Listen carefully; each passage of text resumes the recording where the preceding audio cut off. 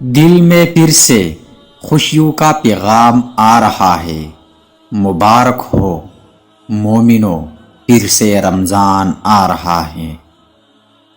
جسم کا روزہ ہے تو پھر روح کا بھی روزہ ہوں۔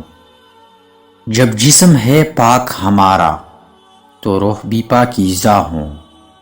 سنت نبوی پر چلنا، دور گناہوں سے رہنا، مومن کی پہچان ہے، یہ روح رمضان ہے۔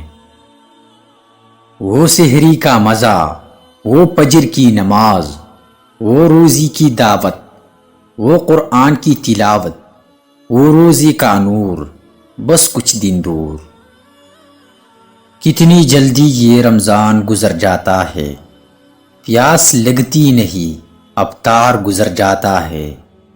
ہم گنہگاروں کی مغفرت کر میرے اللہ، عبادت ہوتی نہیں رمضان گزر جاتا ہے۔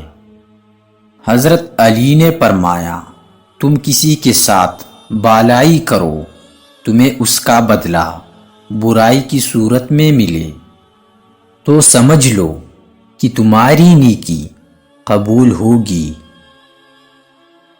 اس برکت والی مہینے کے صدقے اللہ تعالی آپ سب کی پریشانیاں دور کرے اور آپ سب کی زندگی خوشیوں سے بھر دے، آمین۔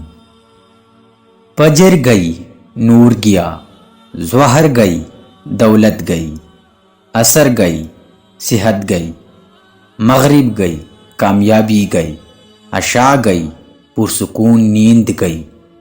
نماز قائم کر کے اپنی زندگی کو خوبصورت بنائے۔ روزے کا بدلہ رسول اللہ صلی اللہ علیہ وآلہ وسلم نے فرمایا کہ اللہ فرماتی ہے، انسان کا ہر عمل اس کی ذات کے لیے ہے سوائے روزے کی کہ وہ خاص میرے لیے ہے، میں ہی اس کا بدلہ دوں گا۔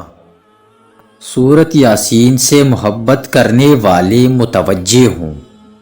رسول اللہ صلی اللہ علیہ وآلہ وسلم نے فرمایا، جو شخص ہر رات سورۃ یاسین پڑھنے پر پابندی کرے پھر وہ مر جائے تو شہادت کی موت مرے گا۔